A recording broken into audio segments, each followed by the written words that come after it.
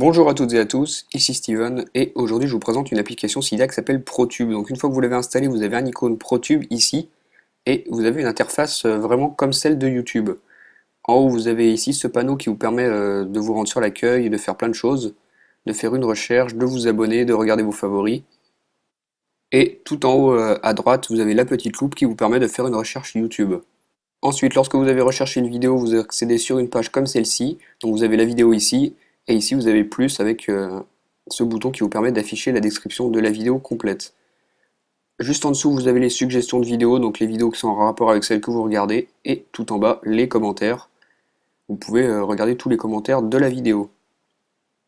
Vous pouvez voir dans le bas qu'on a plusieurs options, donc pour faire retour, pour avancer, ici pour accéder à l'accueil, ensuite là pour rafraîchir la page, et tout à droite, un bouton, donc c'est celui-ci qui est vraiment important. Vous voyez qu'il y a 5 options dans le bas. Les deux tout à gauche sont grisées, je vous montrerai après à quoi elles servent. Ici vous avez URL, donc c'est pour afficher l'URL de la vidéo. Vous pouvez par exemple la copier. Si vous voulez envoyer un lien, et ben vous pouvez afficher l'URL et la copier avec le bouton copie. Ensuite ici on a info, donc ça affiche des infos sur la version de ProTube que vous êtes en train d'utiliser, c'est pas très important. Et on peut voir aussi l'option Saved que je vous montrerai juste après. Si vous voulez lire la vidéo, bah c'est très simple, hein, vous appuyez dessus et la vidéo se charge, donc il n'y a rien de nouveau là-dessus. C'est comme pour lancer une vidéo sur l'application YouTube.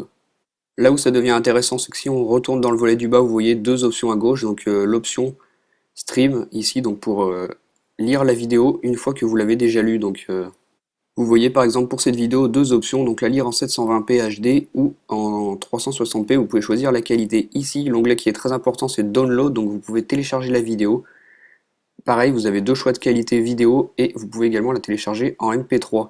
Donc moi je vais la télécharger en 360p pour que ça aille plus vite. Ici vous voyez que la vidéo est en train de se télécharger, donc on va attendre que ça termine. Lorsque c'est terminé, vous voyez que la vidéo s'affiche dans ce qu'on appelle le Download Manager. Donc vous pouvez relire la vidéo même si vous n'êtes plus connecté à Internet. Vous vous rendez dans la section Save et vous pouvez retrouver toutes vos vidéos téléchargées. Donc pour la lire, vous appuyez dessus et la lecture commence.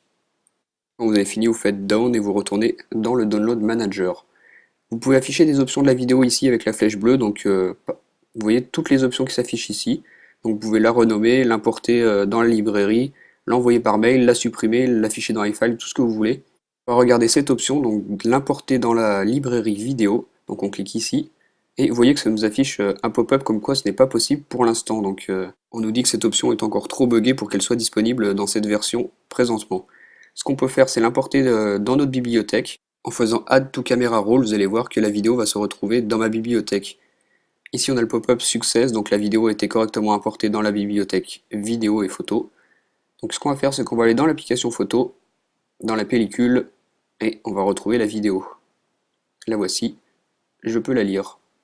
Donc voilà, ProTube vous permet de télécharger les vidéos directement depuis YouTube, vous choisissez la qualité et ensuite vous l'importez dans votre bibliothèque pour pouvoir la relire plus tard. Donc c'est vraiment pratique. Vous pouvez ne plus utiliser l'application native et uniquement ProTube.